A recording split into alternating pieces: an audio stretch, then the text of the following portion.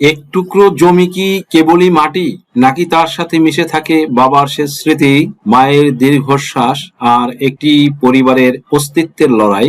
2 বছর আগে এক বৃদ্ধ বাবা আমাকে এসে বলেছিলেন, বাবা, দেশ যখন ভাগ হলো তখন আমরা এদেশেই থেকে গেলাম, কিন্তু আজ আমার নিজের উঠানে দাঁড়িয়েই আমাকে শুনতে হচ্ছে এই মাটি নাকি আমার নয়, এটা অর্পিত সম্পত্তি। কয়েক দশক ধরে ঝুলে থাকা একটি আইনের মারপ্যাঁচ আর এক গাদা নথিপত্রের অভাবে আজও হাজার হাজার পরিবার নিজেদের ভিটেমাটি হারানোর আতঙ্কে রাত কাটান।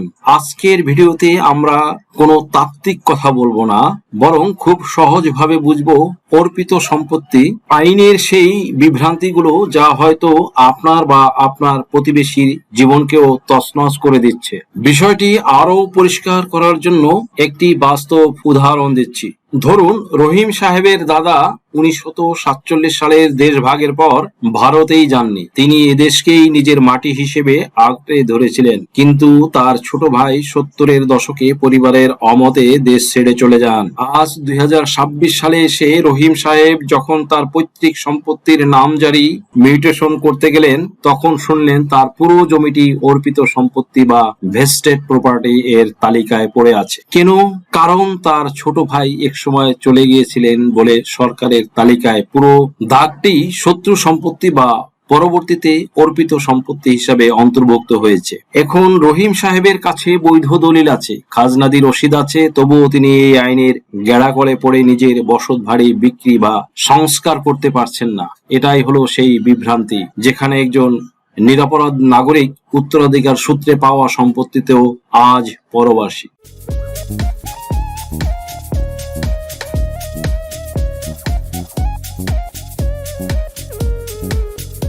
সুপ্রিয় দর্শক মন্ডলী, আসসালামু আলাইকুম।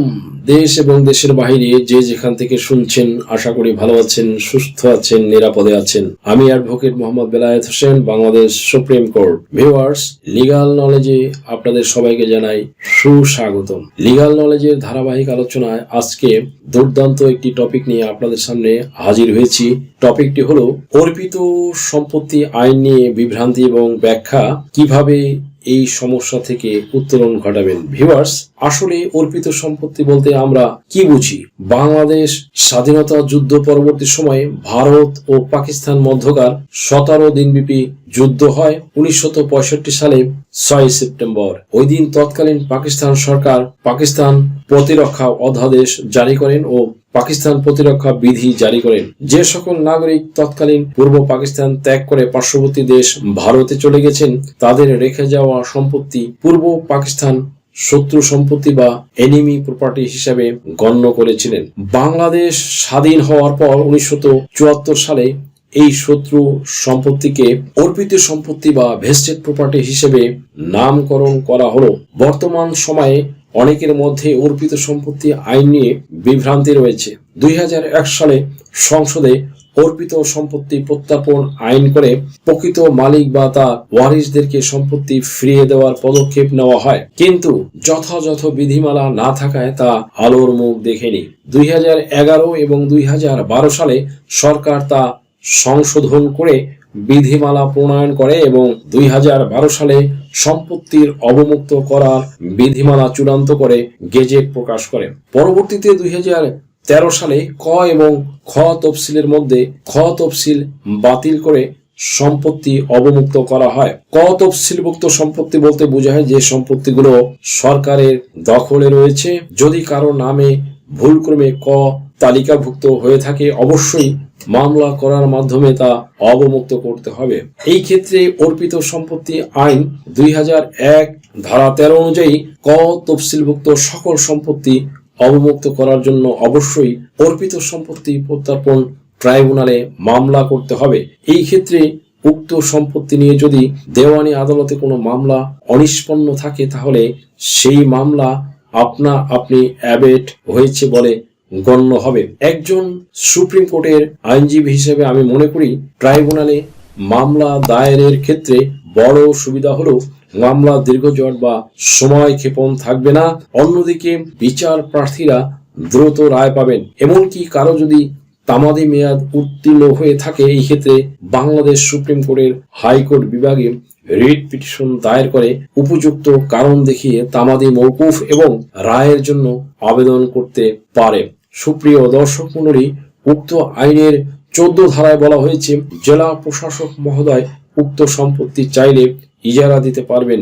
এতে করে কোনো সরকারি সম্পত্তি চাইলে পেশি শক্তি দিয়ে দখল বা ভোগ দখল করতে পারবে না এবং অন্যদিকে সম্পত্তি ইজারা দেওয়ায় সরকারের রাজস্ব আদায় হবে। এই আইনের 11 ধারায় বলা হয়েছে ট্রাইব্যুনাল উহার ডিক্রি বাস্তবায়নের উদ্দেশ্যে ডিক্রি প্রস্তুত হওয়ার 45 দিন পর রায় ও ডিক্রির অনুলিপি জেলা প্রশাসকের নিকটে প্রেরণ করিবে এবং জেলা প্রশাসক এই ধারা অনুযায়ী উক্ত ডিক্রি বাস্তবায়নের ব্যবস্থা গ্রহণ করিবেন এবং জেলা প্রশাসক অনধিক 30 দিনের নোটিশ প্রদান করবেন। যদি উক্ত সম্পত্তি কোনো ব্যক্তি বা প্রতিষ্ঠানের দখলে থাকলে তা উক্ত দখল পরিত্যাগ করার জন্য উপরোক্ত সময়ের মধ্যে সম্পত্তি হস্তান্তর করা সম্ভব না হলে পরবর্তী 30 দিনে জেলা প্রশাসক সংশ্লিষ্ট দখলদার থেকে আইনগতভাবে উচ্ছেদ করতে পারবেন। যদি জেলা প্রশাসক কোনো সম্পত্তিকে ইজারা দিয়ে থাকেন এবং সেই সম্পত্তি নিয়ে কারো যদি দাবি থাকে তাহলে 25 ধারা অনুযায়ী ট্রাইব্যুনাল চাইলে অন্তর্বর্তীকালীন আদেশ দিতে পারবেন। সম্প্রতি মহামান্য হাইকোর্ট অর্পিত সম্পত্তি আইনের 9, 13, 14 ধারায়ের বৈধতা চ্যালেঞ্জ করে যে দুটি রিট পিটিশন করা হয়েছিল তা খারিজ করে দিয়েছে। তার অর্থ দাঁড়ায় এই আইনটি সংবিধান পরিপন্থী নয় এবং পূর্বের ন্যায় এই আইনটি কার্যকর। যদি কোনো আদালতে দেওয়ানি মামলা অর্পিত সম্পত্তি নিয়ে চলমান থাকে তাহলে তা স্বয়ংক্রিয়ভাবে অ্যাবেট হয়ে যাবে। অনেকের মনে প্রশ্ন থাকে, মাননীয় হাইকোর্টের বৃহত্তর বেঞ্চ এই রায় দেওয়াতে সকল দেওয়ানি প্রকৃতির মামলা অ্যাবেট করা এবং জেলা প্রশাসক ইজারা বা লিজ দিতে পারার ক্ষমতা কতটা আইনসম্মত। প্রকৃত অর্থেই এই আইনের প্রথম থেকে এই ক্ষমতা ছিল। আমি মনে করি অর্পিত সম্পত্তি নিয়ে মামলা করার জন্য আলাদা ট্রাইব্যুনাল হওয়াতে মামলা সংক্রান্ত বিভিন্ন জটিলতা দ্রুত সমাধান করা যাবে এবং রায় বাস্তবায়ন হবে। অন্যদিকে জেলা প্রশাসকের উক্ত সম্পত্তির তত্ত্বাবধায়ক করার বৈধতা দখলদার মুক্ত থাকবে, জবাবদিহিতার আওতায় থাকবে এবং ইজারা দিয়ে সরকার রাজস্ব আদায় করতে পারবে। সুপ্রিয় দর্শক মণ্ডলী, ভিডিওটি থেকে আশা করি আপনারা সামান্যতম হলে উপকৃত হয়েছেন। যদি ভিডিওটি আপনাদের সামান্যতম উপকারে আসে তাহলে রিকোয়েস্ট করব চ্যানেলটি লাইক, শেয়ার, কমেন্টস এবং সাবস্ক্রাইব করে পাশে থাকা বেল বাটনটি প্রেস করে দিন যাতে পরবর্তী ভিডিওর নোটিফিকেশনটি খুব সহজেই পেয়ে যান। সো আজকের মতো এখানে শেষ করছি। দেখা হবে অন্য কোনো দিন, অন্য কোনো ভিডিওতে, অন্য কোনো আইনি কন্টেন্ট নিয়ে। সেই পর্যন্ত সকলে ভালো থাকুন, সুস্থ থাকুন, নিরাপদে থাকুন। আবারও সবাইকে ধন্যবাদ জানিয়ে এখানে শেষ করছি। আল্লাহ হাফেজ।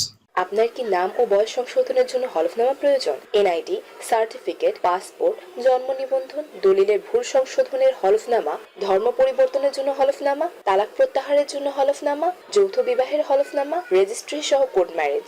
এছাড়া অন্য সকল ধরনের হলফনামা কিংবা এফিডেভিট নিতে আজই ডায়াল করুন 01724 583 880 নাম্বারে।